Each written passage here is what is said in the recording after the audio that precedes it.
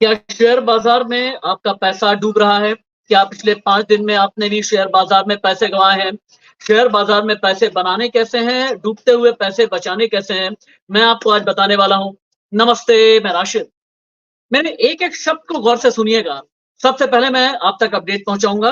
Update ये है कि शेयर बाजार में पिछले 5 दिन में ज़ोरदार गिरावट है। निफ्टी 19,000 के नीचे फिसल गया है। 176 शेयर्स में लोअर सर्किट लगा है। क्या आपके शेयर में भी लोअर सर्किट लगा है? लेकिन इस वक़्त भी डूबते हुए पैसे बचाने के साथ आप कैसे कमा सकते हैं मुनाफ़ा? क्या इंट्राडे ट्रेडिंग में आप मुनाफ़ा कमा सकते हैं? कहाँ पर आपको पोज़ीशनिंग लेनी है? कहाँ पर आपको मार्केट से हट जाना है? कहाँ से आपको मार्केट से निकल जाना है? ये सब कुछ मैं आपको बताने जा रहा हूँ।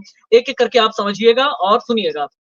सबसे पहले तो ये जान लीजिए आप, अभी जिस वक़्त आप मेरा ये वीडियो देख रहे हैं, इस वीडियो के वक़्त में निफ्टी जो है 260 पॉइंट नीचे है। अभी 18,860 पर निफ्टी चल रहा है।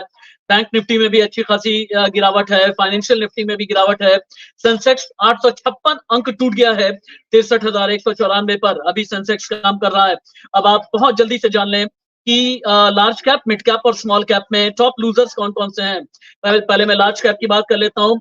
Zomato, Jubilant FoodWorks, Varun Beverages, Piramal Enterprise, HDFC Asset, Tech Mahindra, DLF, UPL, Bajaj Finance, Cholamandalam, Bajaj Finserv, Mahindra and Mahindra, Nestle India, SRF, Ambuja Cement, Torrent Pharma, PNG, Apollo Hospital, Vedanta, IOCL, ये सब लार्ज कैप में वो शेयर हैं जो बहुत तेजी के साथ में गिरते चले जा रहे हैं। फिर आप मिड कैप सेगमेंट में आ जाते हैं, तो मिड कैप सेगमेंट में IRFC, Manappuram finance, RBL bank, Adani total gas, Coromandel international, RECL, Dhani services, Polycab, L and T financial holdings, Union Bank of India, Indian hotels, Nippon life India, इन सभी में बहुत ज्यादा तेज गिरावट देखी जा रही है। टॉप गेनर्स में हालांकि बहुत कम है। इनमें जेएसडब्ल्यू एनर्जी जो है, नेटको फार्मा, वोल्टास और टोरेंट पावर, यही वो शेयर हैं जो अभी टॉप गेनर्स में आप लिस्टेड मान सकते हैं।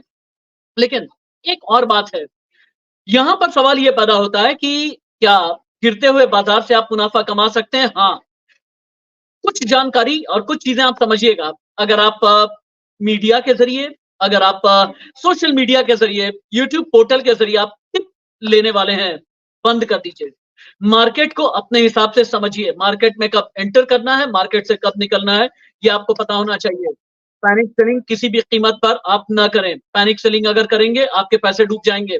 जब शेयर मार्केट गिरता है, तो आपको फिर ऐसे में अपना पैसा और भी ज्यादा इन्वेस्ट करना होता है। जब मार्केट गिरे, पैसा लगाएं। जब मार्केट अप आए, उस वक्त आप पैसा निकाल लें। आपको एक बात और भी याद रखनी होगी कि जब भी इक्विटी में यानी शेयर बाजार में आप इन्वेस्ट करें, तो आप की जानकारी में एक बात जरूर होनी चाहिए। पहला तो ये कि ऐसा ना हो कि मोटा मुनाफा कमाने के चक्कर में अगर मुनाफा आ रहा है, आप ये सोचें कि थोड़ा और मुनाफा आ जाएगा, बाद में हम अपना प्रॉफिट बुक कर लेंगे। समय-समय पर अपना प्रॉफिट बुक करते रहें। अपने इन्वेस्टमेंट को तोड़ करके लगाएँ।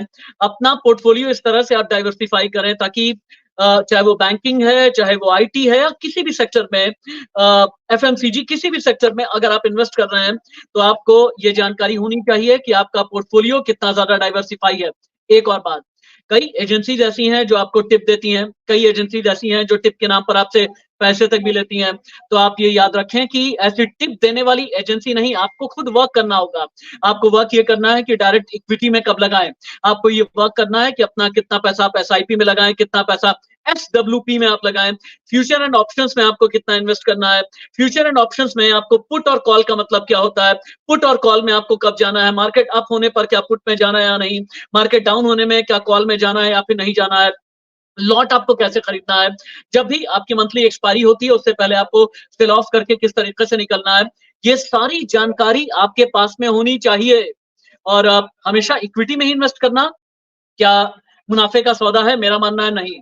अपना पोर्टफोलियो मैनेज करने के लिए पैसे को डाइवर्सिफाई करें। अगर आपके पास में ₹100 हैं, आप ₹35 इक्विटी में लगाएँ, ₹35 रियल एस्टेट में लगाएँ, बचते जो आपके ₹30 हैं, ₹15 आप लगा सकते हैं गोल्ड में और बाकी ₹15 एसआईपी और एसडब्ल्यूपी में लगा सकते हैं।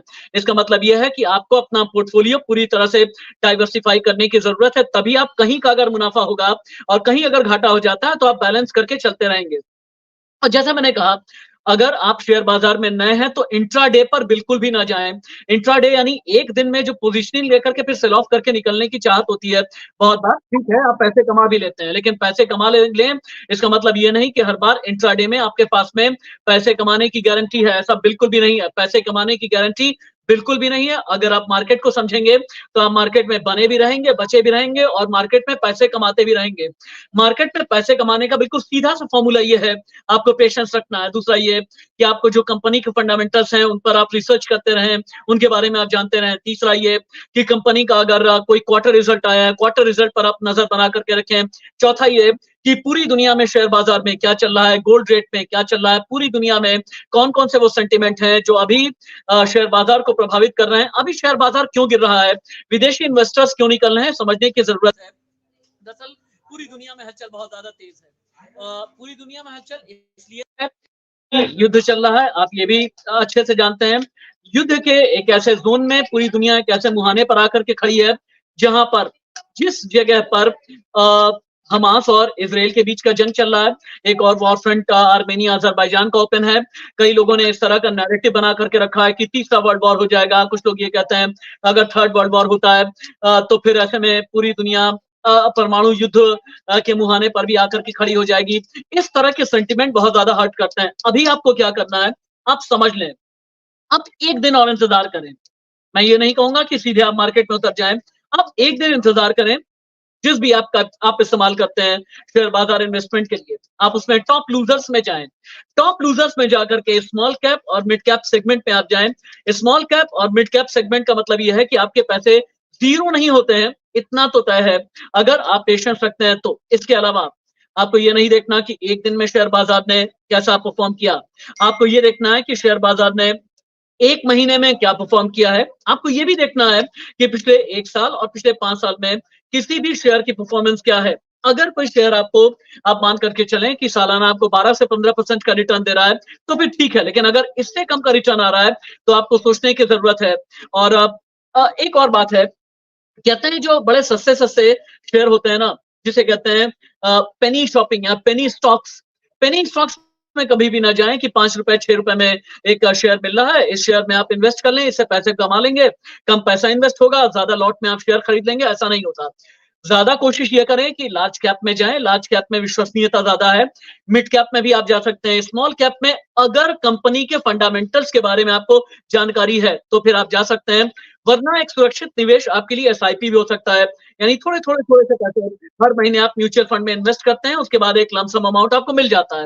हालांकि एक इन्वेस्टमेंट आजकल लमसम के बारे में भी बहुत ज्यादा आपको जानकारी दी जाती है। अगर आप रिटायर हुए हैं, रिटायरमेंट के पास आपके पास में थोड़े से पैसे आए हैं इकट्ठा, यानी 10 लाख 12 लाख 15 लाख, तो आप लमसम में भी जा सकते हैं।